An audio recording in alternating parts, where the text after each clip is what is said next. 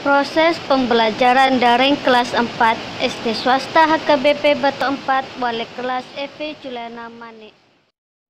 5, 4, 3, 2, 1, 0.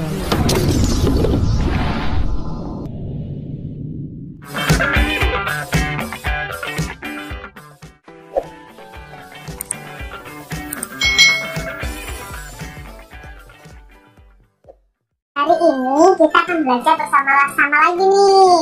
Kita belajar di mata pelajaran tematik, tema 2, subtema 1, pembelajaran yang kelima tentang sumber energi.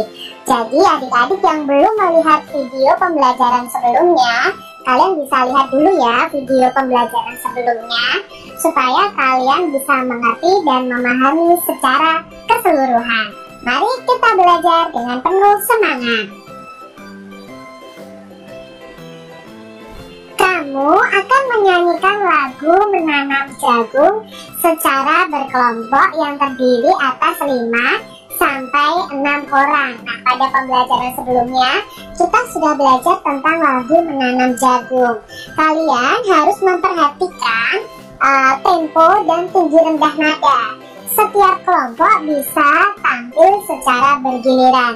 Nah, adik-adik, kalian di kelas bisa membentuk kelompok, lalu kalian bisa menyanyikan lagu ini secara bergiliran. Saat menyanyikan lagu ini, perhatikan juga tentang tempo, ya, ketukannya dan tinggi rendahnya nada dalam setiap lagu atau syair yang ada.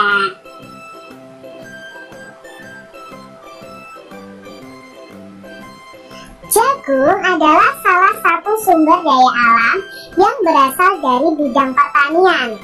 Indonesia juga kaya dengan sumber daya alam dari laut, ya. Salah satunya adalah ikan.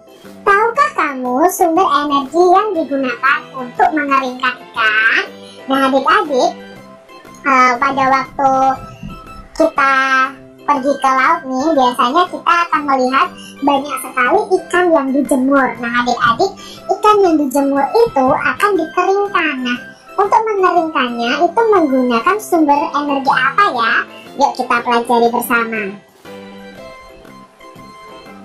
Sumber energi apa yang digunakan untuk mengeringkan ikan? Ayo, menurut adik-adik sumber energi apa? Ya, betul sekali, sumber energi dari panas matahari. Tentunya kalian masih ingat bahwa matahari itu adalah sumber energi penghasil panas dan penghasil cahaya terbesar di bumi ini. Jadi dimanfaatkan oleh para nelayan untuk mengeringkan ikan. Energi matahari.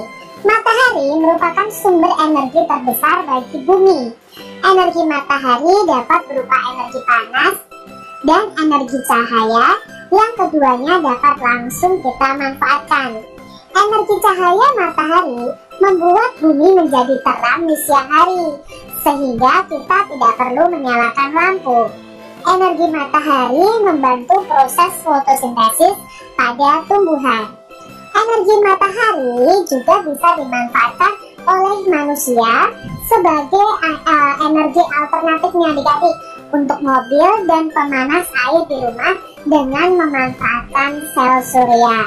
Nah, pada pembelajaran sebelumnya kita sudah membahas nih tentang energi matahari yang sangat bermanfaat bagi kehidupan di bumi, baik untuk manusia, untuk tumbuhan, bahkan untuk hewan sekalipun. Jadi energi matahari ini sangat besar manfaatnya dan tidak akan pernah habis.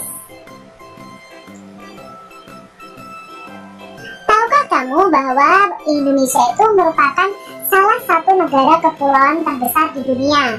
Sebagian besar wilayah Indonesia adalah kawasan kepulauan dengan sumber daya yang sangat tinggi nilai ekonomisnya. Salah satu contohnya adalah kota Banyuwangi, adik-adik. Panjang garis pantai kabupaten yang berada di paling ujung timur Pulau Jawa ini sekitar 175 km. Jadi kota Banyuwangi ini itu terletak di pinggiran pantai, adik-adik. Dengan potensi besarnya, Banyuwangi ini konsisten menjadi penghasil ikan laut terbesar setelah Bagan Siapi-api, dan bahkan hingga kini masih terus mendominasi hasil perikanan di Indonesia. Banyak perikanan tangkap maupun industri perikanan lainnya yang ada di Banyuwangi ini. Kabupaten di ujung timur Pulau Jawa ini telah berhasil melakukan ekspor ikan hingga ke 18 negara. Wow, istimewa ya adik-adik ya.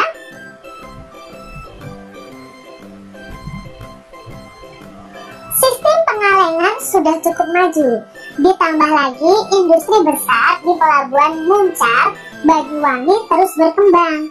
Kabupaten ini sendiri mencatatkan pertumbuhan produksi ikan tangkap yang konsisten, yaitu sebesar 31.600 ton pada tahun 2011 dan naik cukup besar menjadi 44.570 ton pada tahun berikutnya, yaitu tahun 2012. Dan pada tahun 2013 produksi ikan tangkap Banyuwangi mencapai 49.539 ton dengan jenis ikan tangkap terbanyak adalah ikan layang dan ikan lemuru.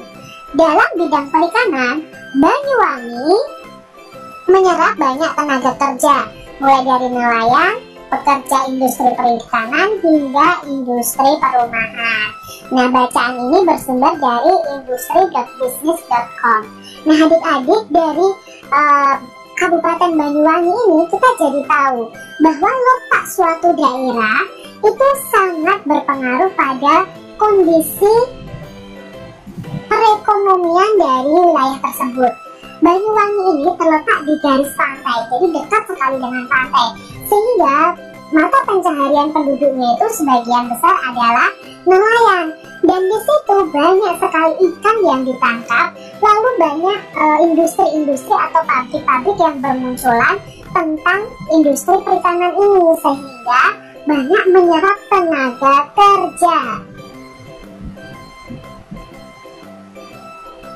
Bagaimana kaitan antara letak Banyuwangi dengan sumber daya alam di wilayah tersebut? Kita bisa jelaskan ya adik-adik. Jadi, bagaimana kaitan antara sumber daya alam dengan kehidupan masyarakat Banyuwangi? Tentu, bagaimana dengan wilayah tempat tinggalmu? Nah, adik-adik bisa sebutkan nih, bagaimana sih dengan tempat tinggal kalian?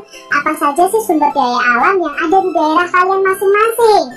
Bagaimana sumber daya alam tersebut mempengaruhi kehidupan masyarakat setempat? Coba adik-adik bisa jelaskan sesuai dengan tempat tinggal kalian masing-masing.